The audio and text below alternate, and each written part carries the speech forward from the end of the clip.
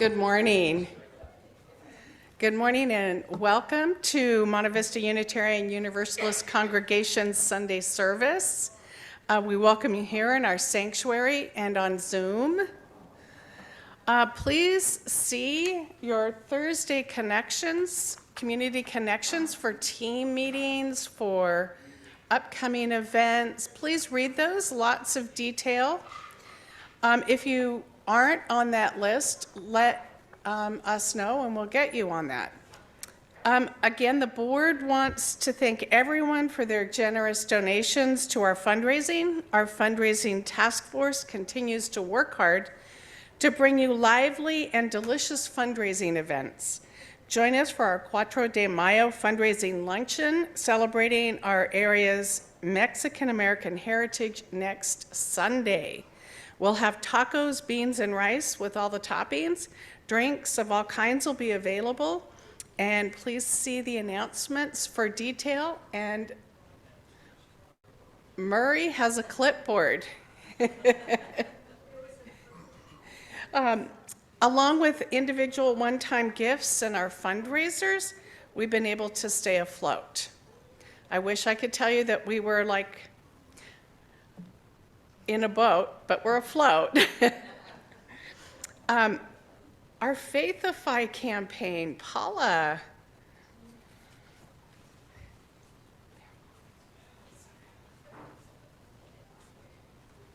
I'm stealing a cue from the fundraising team and wearing my Faithify hat. I don't have little dangly things hanging from it. Do we have our Faithify slide? Oh. We have flyers back on the table for Faithify, and this is a UUA-sponsored fundraiser that we're encouraging people to put on their social media pages. We have a $1,000 donor from Canada who saw it on Faithify. So the more you can put this on social media, the further outreach that we have and the more money that we're going to get. We only get the money if we meet our goal. And our goal is $15,000. And I'm happy to report that as of today, we have over $4,000. So the first week and a half have been really, really successful.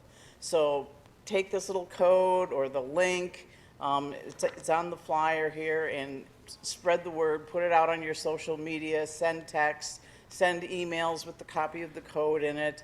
And it's amazing the people that you can reach and the people who are willing to donate to helping us provide daycare for kids in this particular area. So Faithify is the organization. There's flyers back there if you want to take one with you.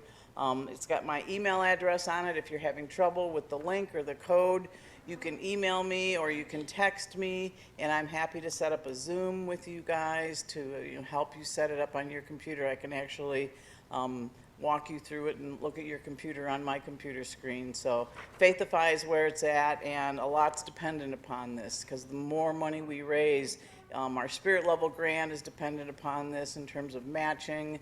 So everybody please do what you can and help us with Faithify. Thank you. Thank you, Paula. Thank you, Paula. And guys, post often. Don't just post it once. Post it weekly, because the more it gets out there in front and the more exposure we have. So mark your calendars for May 18th for a town hall with the Board of Trustees after service. It is also our annual budget information meeting. June 1st is our annual congregational meeting for elections and budget approval.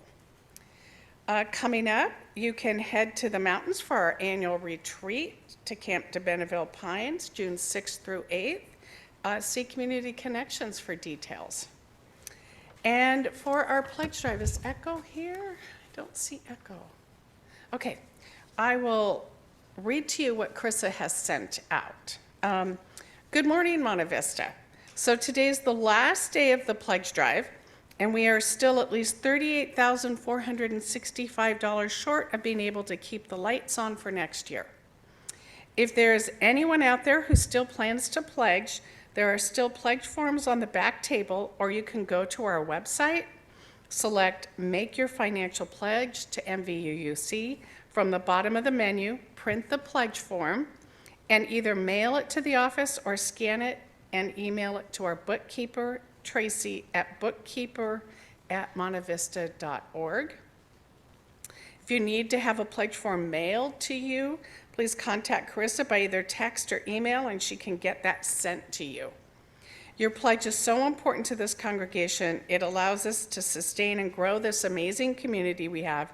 It allows us to pay our small but mighty staff to keep things running smoothly and our floors clean. And it allows us to prepare for the future, a future that is as sweet and bright as we want it to be. Thank you.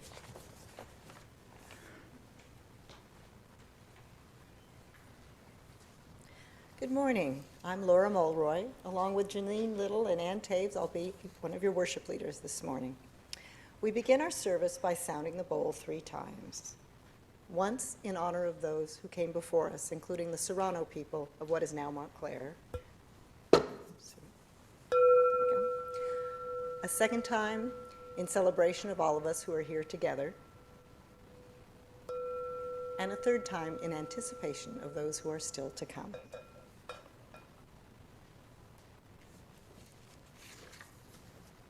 I'm going to invite Jeanine up to light the chalice while I share the words of the Reverend Sarah Eileen Lawal, seeking that which unites us. In this time of uncertainty, when rhetoric blusters about and words are used as weapons, our nation clenches its fists. May we remember our shared humanity, our universal kinship, our interdependence. As we unclench our fists and breathe together, may we recognize the spark of the divine inside of all of us. Now please join me in watching and singing along to a music video of Lean on Me by Bill Withers, and it's number 1021 in the Teal Hymnal.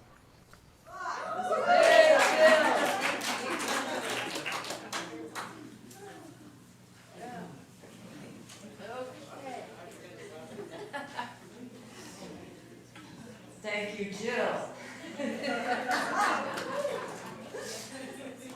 We improvise when we need to. It's a mark of resilience. Exactly. So, as Reverend Maggie always reminds us, our congregation does not have a creed that is a set of beliefs that we affirm. We have a covenant, a set of things that we agree to do.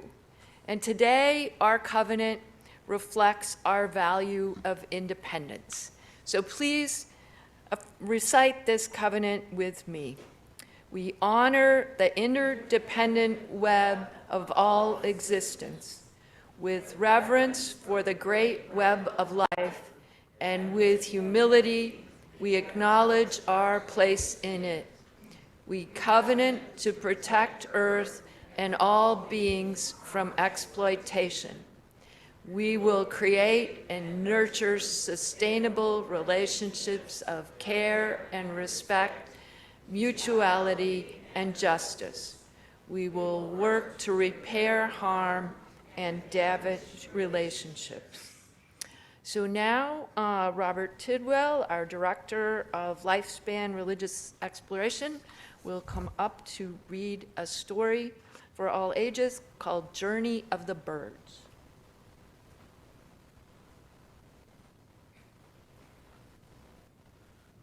Good morning, everybody.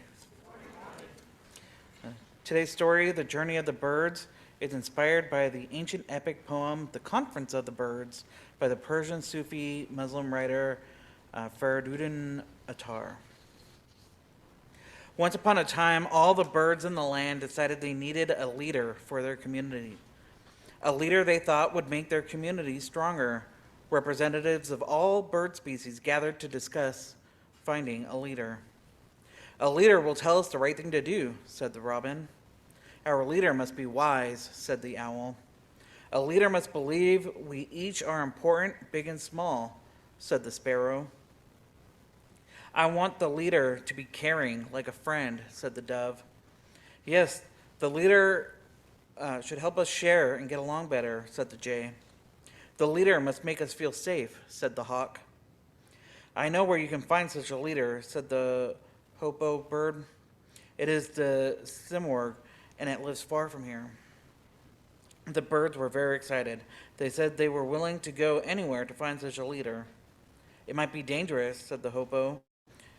A few birds looked troubled, but all the birds voted to go and find the simorg. The hopo took off, and all the birds followed. They flew at night. They flew in sunshine. Days and days passed. Some birds got tired and left the group. Other birds were filled with doubt. How did they know the simorg really existed? Only the hopo had ever heard of the bird, and some of the doubters dropped out, but the others kept flying. I'm too small to make it over the mountain, lamented the sparrow. No, keep flying. We can make it together. We'll help you. And they did. The strong flyers helped the weak flyers, and the birds with good vision helped find food for the group. Along the journey, the birds learned how to better respect, share, and care for each other. It seemed that every bird had something special and unique to offer as they made the journey easier. Finally, the hopo announced, "We are here!" The other birds looked around in anticipation. "Where is the simorg? We don't see it," they cried. "Come, it's over here." The birds stood beside the hopo and realized that they were on the edge of a lake. They looked in and saw their own reflections, and then they understood. The simorg was not another bird. The simorg was all of them. All of them were the simorg. They remembered that each of them had something good and strong and special inside of them, and that each bird had gifts to bring to the community. They were all that was needed to keep that community strong. They knew now that together they could do anything. And now I will take the challenge and you guys can sing me out to class. Thank you.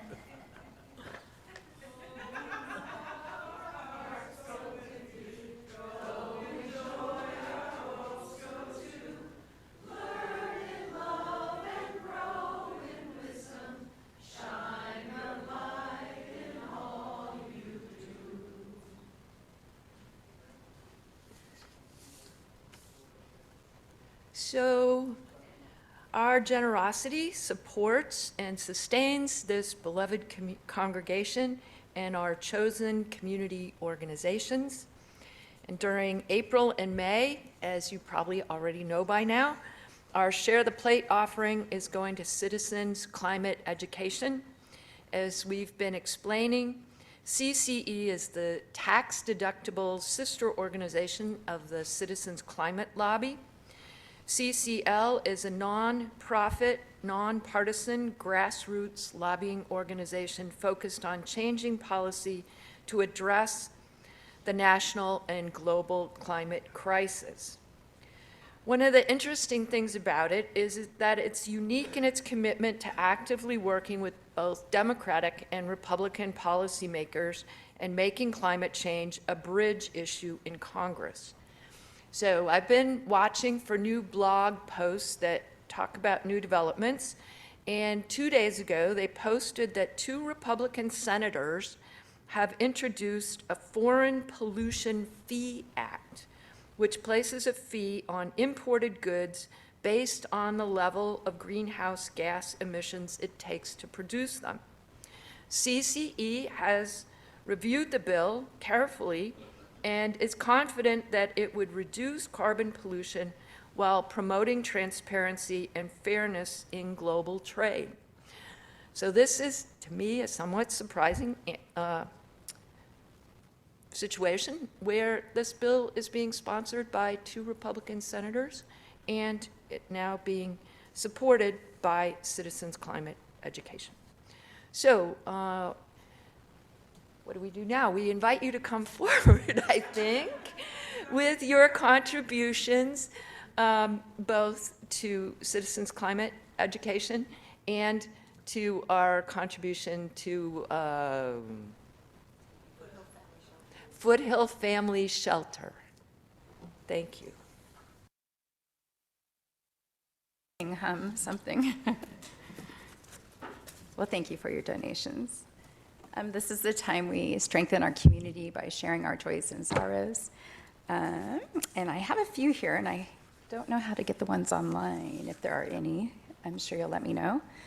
And I don't see names. So the first one says, my former student, Kenneth, has been attending service with me, and it's been the highlight of my week. I love that we're still connected.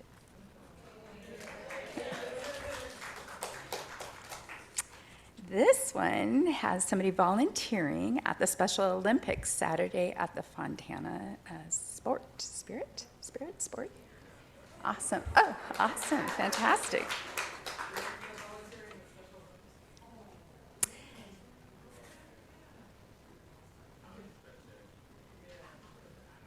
Ooh, I'm struggling with that one. Okay, I'll go this one. Our preschool K teacher is out today because she is visiting her tia Ann at Cedar Sinai and has been having issues with her liver and needs an emergency transplant.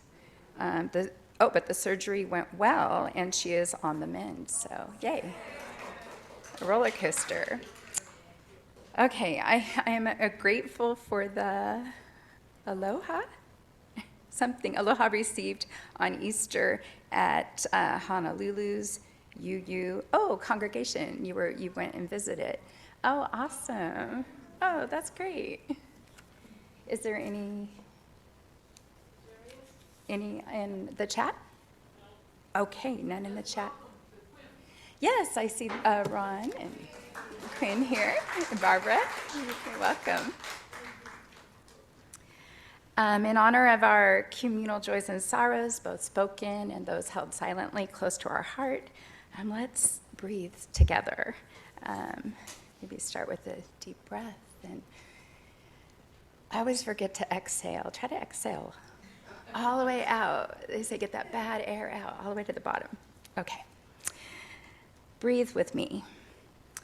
Know that with each breath, we take in molecules of air that were breathed by every person that ever lived.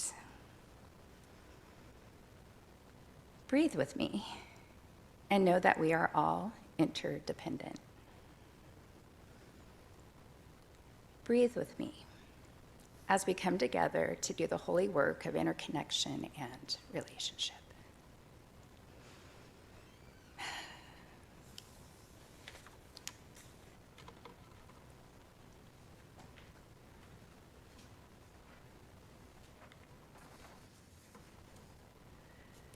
So on our theme of nurturing resilience, the three of us are each going to speak on a different theme: change, hope, and restoration. So I want to start with what was in your service, in your order of service. All that you touch, you change. All that you change changes you. The only lasting truth is change. God is change. That is a selection from Earthseed, the scripture of the fictional new religion created and proclaimed by the protagonist in Octavia Butler's two Afro-futurist novels, The Parable of the Sower and The Parable of the Talents. These two novels were written in the late 1990s and envisioned a disastrous future unfolding here in California in the 2020s and 2030s.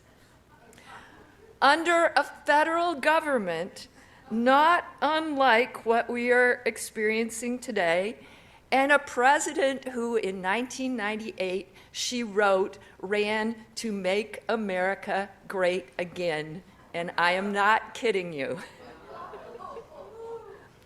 So the new religion that the protagonist unfolds both supports and fuels the resistance. So let me back up and say that the traditional understanding of God in the Christian tradition is that God is the one thing that does not change. In this fictional new religion, however, Octavia Butler asserts that God is change. And in the end, God, that is change, prevails. But change is malleable. The earth seed scriptures urge us to shape God, that is change, with wisdom and forethought to benefit our world, our people, our life. In doing so, we need to consider the consequences, minimize harm, ask questions, seek answers, learn, and teach. In a time of unprecedented change, climate change, attempts to roll back the progress we've been making to mitigate climate change, and fundamental threats to our democracy, our economy, and our relations with the rest of the world. In the context of these overwhelming changes, the earth seed scriptures remind me that change is inescapable. We can't stop it. Change will happen, but it's malleable. We can shape it. That takes me to the Serenity Prayer, which has always been a touchstone for me. I'm assuming that most of you know it, but I'll just remind you. It reads, God grant me the serenity to accept the things I cannot change, courage to change the things I can, and wisdom to know the difference. So here's my interpretation of the Serenity Prayer in light of the earth seed scriptures. God, who is change, grant me the serenity to accept the things I cannot shape, the courage to shape the things I can, and the wisdom to know the difference. So I would suggest that in terms of resilience, we can each consider how best we can work to shape change. Here's my list that I'm trying to live up to, but Okay.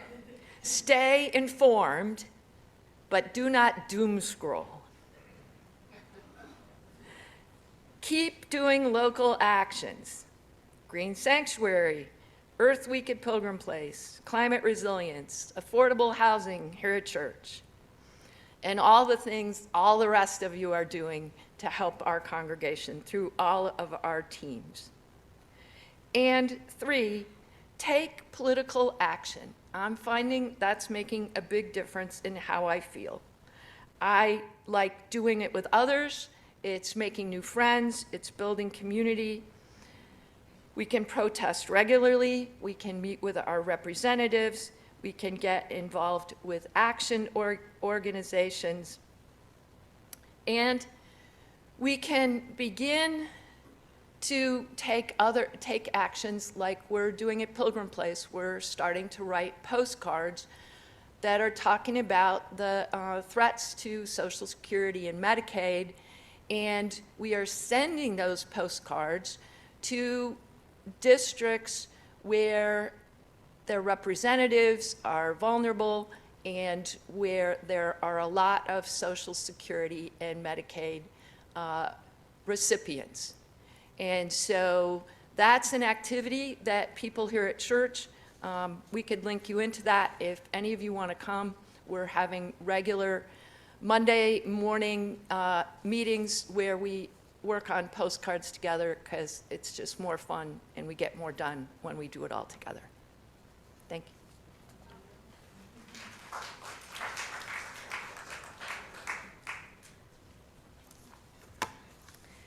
It was all the way back in January that Jeanine and I volunteered to present a service in recognition of Earth Day.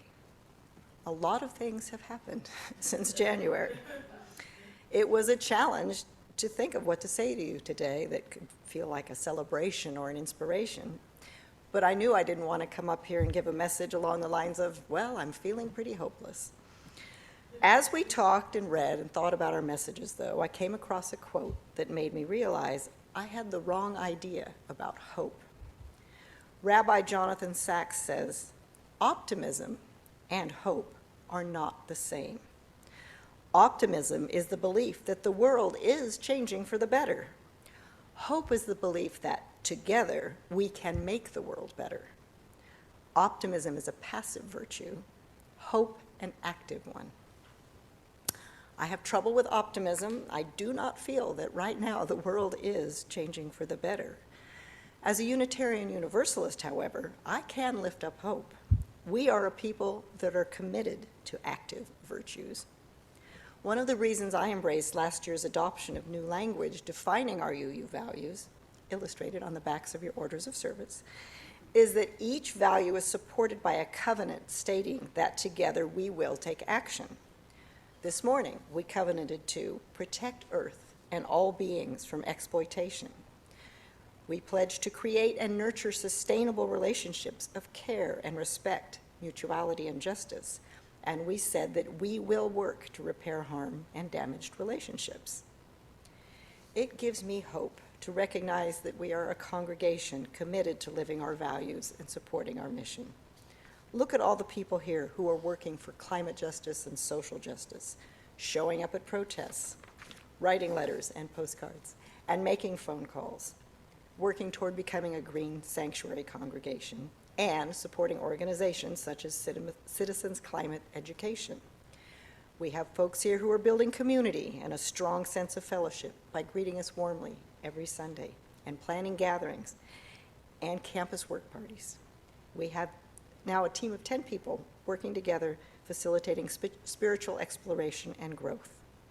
And think of all the people working so hard to preserve and strengthen our foundations, our buildings and our grounds and our finances, so that we can keep actively living our values. I don't feel very optimistic these days, but I do feel hopeful. I believe that together we can make the world better. And now I'd like to share a video about finding hope from the Reverend Nancy McDonald called Blessing for Reimagining. Thank you. And then the most humble of plants, a moss. And then one morning, the first sound of an insect so dry you would think it still mineral. And then hope. Those words from the great poet Max Gerard remind us of the persistence of life, the tenacity that is so evident in this earth and in this human community of which we are a part, a tenacity to rise once again every day, every week, every lifetime to the good work of finding hope in our days. In the presence of trauma, even in the anticipation of that trauma, in and through the climate crisis and beyond, it is a natural instinct of the human heart to protect itself, to close in and imagine only that what we know is all that we will ever know, that what we face is all that we will ever face, that these tools we already know how to use are the only tools we will ever have at our disposal for the great and terrifying work that is ours to do. This fierce desire to protect ourselves from hurt, it can result too often in the constraining of our imaginative power, and the new world recedes under the sheer force of our grieving for everything that passes away. And yet we know that the natural world has other plans. Seeds carry within them the possibility of a new way sprouting up and through the cracks of the hardened places. As Thoreau himself wrote from Walden, and as colleagues have been reminding us for generations, though I do not believe a plant will spring up where no seed has been, I have great faith in a seed. Convince me you have a seed there, and I am prepared to expect wonders. Spirit of life and source of love, we are the children of life's longing for itself. Out of the infinite, we come for these brief days, not just to grieve, but to reimagine a way for ourselves and for all those yet to come. Give us the chance to grow into all that we can become. Souls sensitive to beauty and hearts open to creativity. Let us not shrink nor wither with fear, but quicken the springs of courage within us now and in the days and months to come. May we be brave committed, and faithful in that seed, always ready to sprout as we reimagine a future together.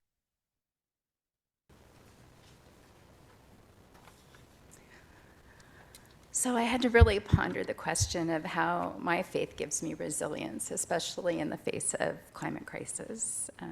While perusing many sources, I was struck upon an emphasis of the recognition of the interdependence of life. Susan Bauer Wu tells us that Buddhists view the ignorance of interdependence as a route to suffering. As a Unitarian Universalist, I am aware and acknowledge interdependence. In fact, we open today's service by reading the UU value statement that begins with, "We honor the interdependent web of all existence," and Laura also restated that. Through classes and conversations at MVUUC, and by being a member of the Justice Team, Green Sanctuary Team, and Affordable Housing Task Force, I feel like I'm engaging with the concept of interdependence with my faith community. Also, as a pagan, I am constantly immersed in the idea of interdependence as I tune to the changing seasons of my own life, acknowledge and thank spirits of living and non-living beings regularly, and put my feet on or in the earth every chance I get. Somehow the recognition of interdependence does not bring me solace, especially in the face of climate crisis. Instead, I'm filled with pain and fear as I witness the suffering of my brethren. I fall in the pit that too many environmentalists are often plagued with. You feel hopeless, you feel paralyzed. Authors Robin Kimmerer and Joanna Macy both quote the psychologist R.J. Clifton, who says that the suppression of our natural responses to disaster is part of the disease of our time. The refusal to acknowledge these responses divorces our mental calculations from our intuitive, emotional, and biological embeddedness in the matrix of life. That split allows us to passively acquiesce in preparation for our own demise. This explains why people can know about imminent extinctions, pollution of airways, waterways, and annihilations of forests, yet continue on with their everyday lives in the exact same way. Macy says we need to be able to grieve for our planet in order to love it, in order to nurture our spiritual health. I admit that grieving is difficult for me. If I give way to tears, when will I ever stop? We had a fire in Wrightwood in September. It burned 3 of our 4 hillsides. The loss of life, both plant and animal, is incredible. We came together as a community to thank the first responders and to raise money for those humans who lost their dwellings. But we never came together to grieve. When people ask me about this tragedy, I say that I haven't mentally or emotionally processed it yet. This shows every day when I look up at the sides of the mountains and am surprised again by the gray landscape, the burnt corpses of oaks and pines. I've asked our CSD and various community members when we will meet to process what had happened, to find out what to expect in the future, and find out how we can help the forest with restoration. The responses I get are shrugs of shoulders, or that does not fall under the purview of our department. So I wait to grieve. I know it's beyond ridiculousness, but I'm actually trying to schedule a time to grieve instead of letting it happen organically. I really think it is because of the tragedy upon tragedy that seems to have happened since September. That's making that almost impossible to do. Joanna Macy continues by saying that once we do get to that grieving process, we cannot give in to that despair. We need to embrace our reciprocal relationship with the land. She says that even a wounded world feeds us, provides us with water and air, and gives us moments of wonder and joy. We need to reciprocate. As I get used to the new fire-scarred landscape, I do find myself pleasantly surprised by a patch of green grass on the hillside or by a family of quail running through a field. I even spotted 3 deer crossing the road last week. A little pitter-patter of the heart, a smile on my face, a story to share with others, moments of wonder and joy. How can I reciprocate? Kimmerer presses that it's not enough for people to simply stop doing bad things. Humans have enjoyed and taken so much from Mother Earth that we now need to focus on restoration. But not restoration with the idea that land is capital or property, and not even restoration with people in the role of manager. Instead, people should be servants of the land and to help return it to its natural function. She warns that it may not look like it did before it was polluted or denuded, but nature is resilient. It will reestablish itself in these new environments. When enough time has passed for high alkaline levels in the ash to subside, I can help to distribute native seeds back into the Brightwood soil. At some point, I can even plant saplings. As I tread lightly on the fragile land, these actions will be sacred actions. They may not result in new life. I have no control over this. Nature does, but as restoration occurs in whatever form, I will nurture my relationship with nature, with the land as teacher, healer, and sustainer. I will gain strength from nature's resilience. I wrote, I hesitate to leave you with this last thought, and I'm even thinking more so now. I do understand it's kind of a nihilistic. However, when I was discussing this topic with my immediate Druidic community last week, one member echoed the exact thoughts that I think, so I thought, okay, I'll just say it, so forgive me if it's... Anyway, once we accept our interdependence, we accept our innate relationship with all things. Life will survive on this planet. It may not be human, it may not be forms that we recognize today, but it will be here as long as the earth is here.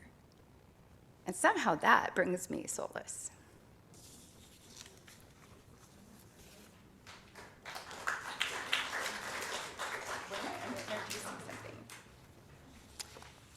We do have a closing song, I think. We are on video, I hope.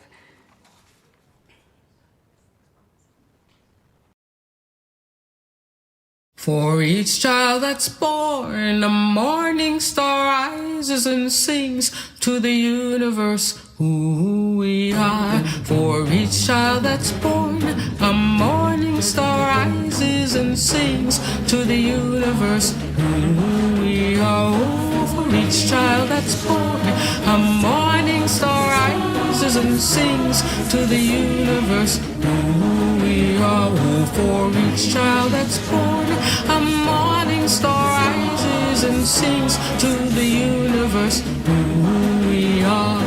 We are our grandmother's prayers, and we are our grandfather's dreamings, and we are the breath of our ancestors. We are the Spirit of God. We are mothers of courage, fathers of time, daughters of dust, and the sons of great visions. We're sisters of mercy, brothers of love, lovers of life, and the builders of nations. We're seekers of truth, keepers of faith, makers of peace, and the wisdom of ages. We are our grandmother's prayers.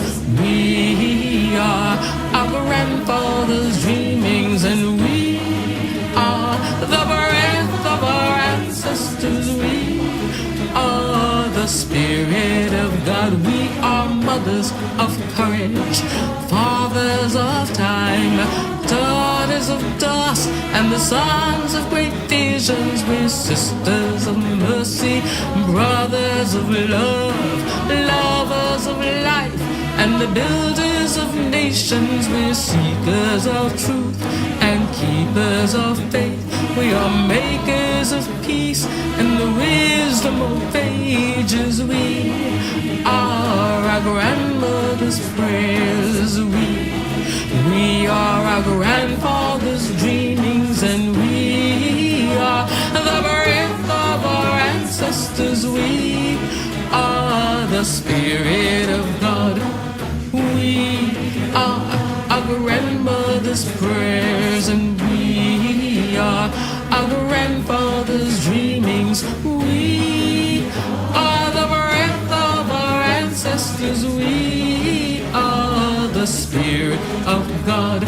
For each child that's born, a morning star rises and sings to the universe who we are. For each child that's born, a morning star rises and sings to the universe who we are. We are one.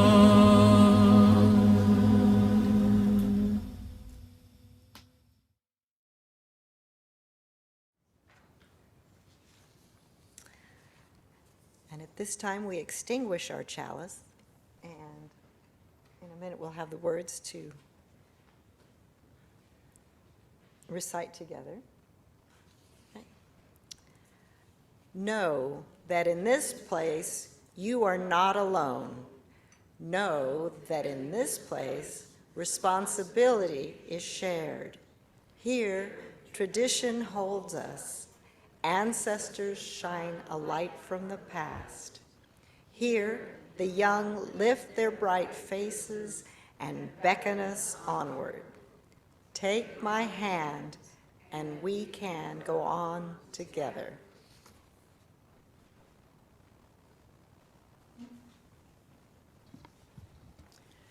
We build on foundations we did not lay. We warm ourselves by fires we did not light. We sit in the shade of trees we did not plant. We drink from wells we did not dig. We profit from persons we did not know. This is as it should be. Together, we are more than any one person could be. Together, we can build across the generations. Together, we can renew our hope and faith in the life that is yet to unfold. Together, we can heed the call to a ministry of care and justice. We are ever bound in community. May it always be so.